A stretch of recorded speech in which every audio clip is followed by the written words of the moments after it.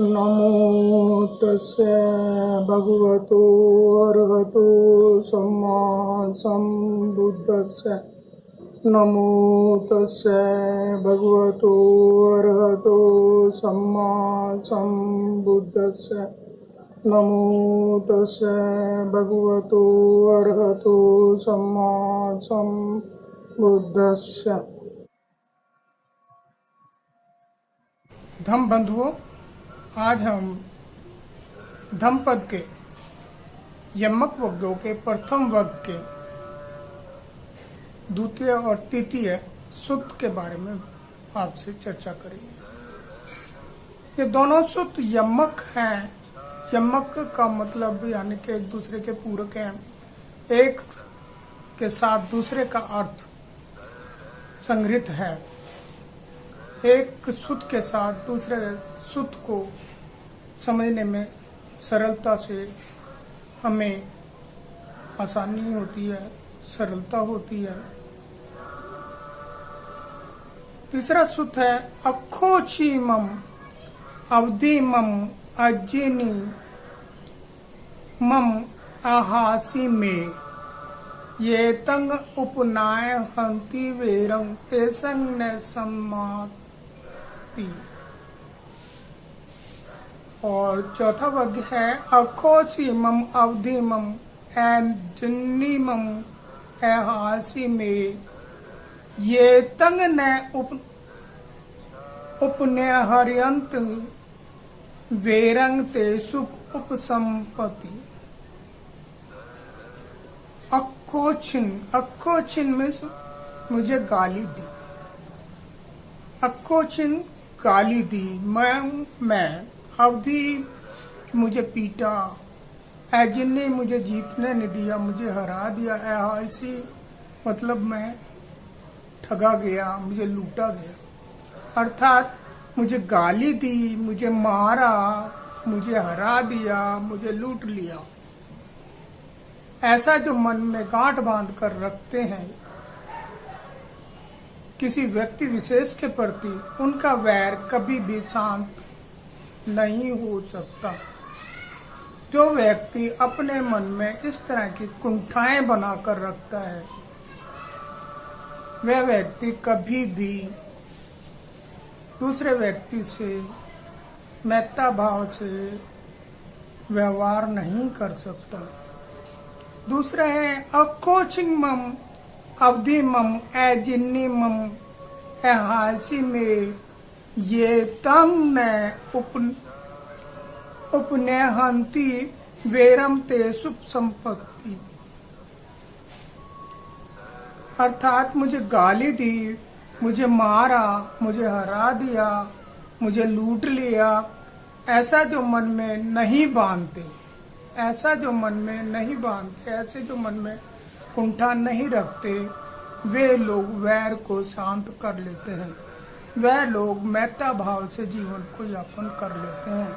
वे लोग करुणा भाव से अपना जीवन यापन करते हैं। वे लोग मुदिता भाव से जीवन यापन करते हैं। वे लोग उपेक्षा भाव से जीवन यापन करते हैं। इस तरह से वो अपना जीवन सफल बनाने में समर्थ रहते हैं। जो व्यक्ति अपने जीवन में किसी भी व्यक्ति के प्रति किसी भी समय किसी भी प्रकार की कुंठा पाल लेता है और उसको वह दिन प्रतिदिन खाद और पानी देता रहता है, उसे बढ़ाता रहता है, उसे विस्तृत करता रहता है, तो वह कुंठा यदि मैत्ता की है तो उसकी मैत्ता बढ़ती जाएगी, प्रफुल्लित होती जाएगी। यदि वह कुंठा द्वेष की है तो वह कुंठा उसके लिए द्वेष को बढ़ाना में सहायक सिद्ध होगी।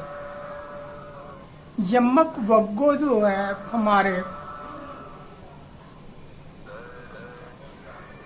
धम्मपद में पहला ही वग्ग है और उस पहले वग्ग में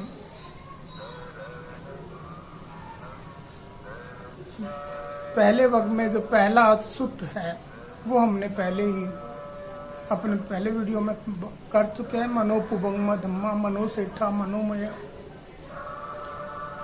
दूसरा भी उसी से संबंधित है। इस प्रकार करते करते ये दोनों सूत्र भी मन से ही संबंधित है। जिस प्रकार मन जो ना प्रथम और द्वितीय सूत्र में था, मन ही श्रेष्ठ है। जब मन श्रेष्ठ है तो जो कुंठा है, जो वैर है, जो मैत्य है, जो मुदिता है, वो प्रथम सूत्र में जिस तरह से वर्णित की गई है, द्वितीय सूत्र में जिस तरह से वर्णित की गई है, उन्हीं का परिलक्षण, उन्हीं का परिदर्पण तृतीय और चतुर्थ सूत्र में भी होता है। इस प्रकार हमारा धम्म पद में जो वर्णन है वो पद पद में हर एक विषय में अलग अलग से दिया गया है। और यमक वर्गों में दोनों ही वर्ग एक दूसरे के प्रति पूरक है और इनका पूरक होना ही उनके अर्थ को पूरा करता है। एक यदि अधूरा है तब तक वह पूरा नहीं होगा जब तक उसमें दूसरे का अर्थ नहीं जुड़ जाएगा। अर्थात यदि एक का उपाय दूसरे में है, यदि एक गलत है तो दूसरा सही रास्ता दिखाता है, एक सही दिखाता है तो दूसरा गलत दिखाता है। इन दोनों को मिला दें तो हमारे जीवन में मैत्या भाव उत्पन्न हो जाएगी। हम अपने कुंठा को दूर करने में सफल हो जाएंगे। जो भी व्यक्ति कुंठा से जीता है, किसी के प्रति कैसी भी सुखपूर्वक हो या दुख पूर्वक हो, उसने मन में जो पाल लिया है उसको निकालना सरल नहीं है, लेकिन इतना कठिन भी नहीं है कि वह निकले ना। हमें अपने विपश्यना साधना के माध्यम से लगातार निरंतर विपश्यना कर करके सम्यक दृष्टि से सम्यक कर्मांत करते हुए इस कुंठा को दूर कर सकते हैं। मैत्या भाव से हम अपना जीवन जी सकते हैं, मुदिता से रह सकते हैं, उपेक्षा भाव से जा सकते हैं, निर्वाण को प्राप्त कर सकते हैं। जो व्यक्ति क्रोध और भय का वातावरण बना के रखता है वह स्वयं भी क्रोध और भय के वातावरण में ही जीवन यापन करता है। वह कदापि भी अपने आप को भयमुक्त करके नहीं रखता। वह कदापि भी अपने आप को चैन की नींद नहीं सोता। वह कदापि भी सुखपूर्वक अपना जीवन नहीं जीता है। परंतु कुछ लोगों का मानना है कि जो लोग भ्रष्टाचार करते हैं, जो लोग दूसरे के प्रति दूसरे को नीचा दिखाते हैं, दूसरे को गलत साबित करने का प्रयास करते हैं, वो ज़्यादा सुखी हैं। इस तरह का मन में विचार करना, दूसरे के बाहर के आलंबन को देखकर, बाहर के उसके वातावरण को देखकर हम अपने मन में उसके प्रति भावना बना लेते हैं। वास्तविकता का हमें नहीं पता। जिस प्रकार हमने कि भाई ये हमें मार रहा है, ये हमें पीट रहा है, ये हमारे साथ ऐसा कर रहा है, वो वैसा कर रहा है, इस तरह की बातें जब वो हमारे मन में आई तो ये कुंठा भी बन गई। उसी प्रकार का हमारे दूसरे को देख के, हमें दूसरे को सुख को देख के हम दुखी होना शुरू कर दें, यह भी गलत है। हमें मैत्या भाव से रहना चाहिए,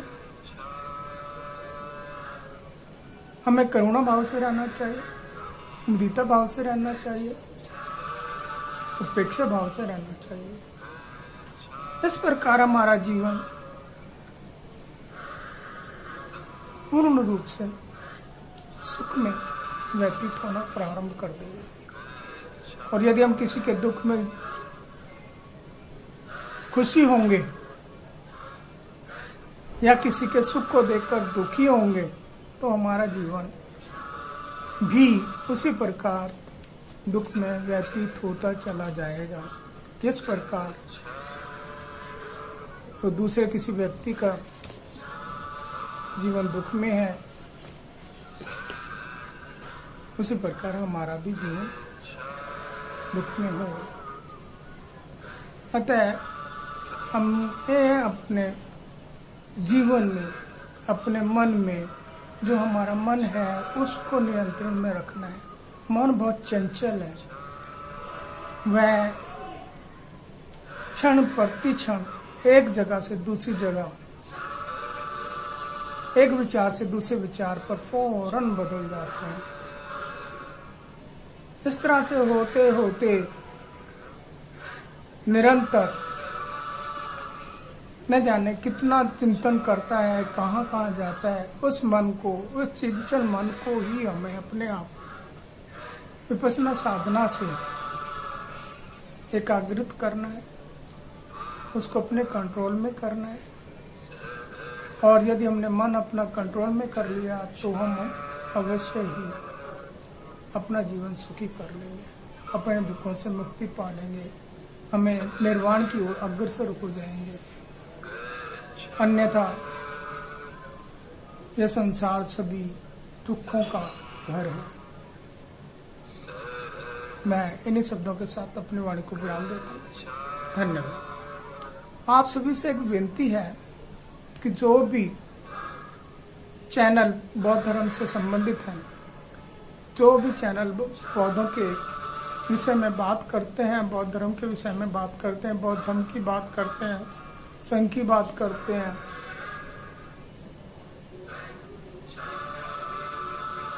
उन चैनल को आप अवश्य ही शेयर करें, सब्सक्राइब करें, जिससे कि उन लोगों का प्रोत्साहन बनेगा। वे लोग आपके लिए कार्य करेंगे, आपके लिए अधिक से अधिक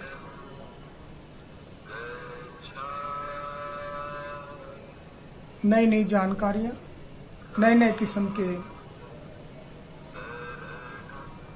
ज्ञान पूर्वक आपको अवश्य देंगे। इसलिए आपसे विनती है कि आप उन सभी चैनल्स को अवश्य ही सब्सक्राइब करें। भारत की आबादी 130 करोड़ है, परंतु जब हम देखते हैं कि लोगों के चैनल 10,000, 15,000, 1,000 चैनल को सब्सक्राइब होने में सालों लग जाते हैं। किसी भिक्षु का चैनल को सालों लगना बड़े दुख की बात है। ये आप सभी से फिर से मैं विनती करता हूँ कि किसी की भिक्षु का हो, किसी भी बौद्ध उपासक का हो, किसी भी बौद्ध साहित्य का प्रकाशित करने वाले का हो, आप अवश्य ही उन सभी चैनलों को सब्सक्राइब करें।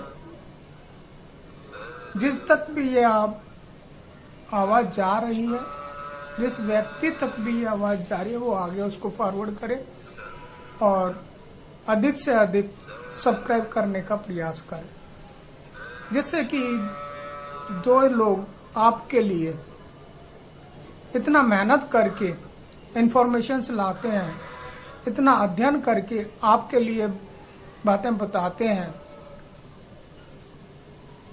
धर्म के विषय में जानकारी देते हैं, आप उनको सब्सक्राइब अवश्य करें और बेल आइकन प्रेस जरूर करें। धन्यवाद।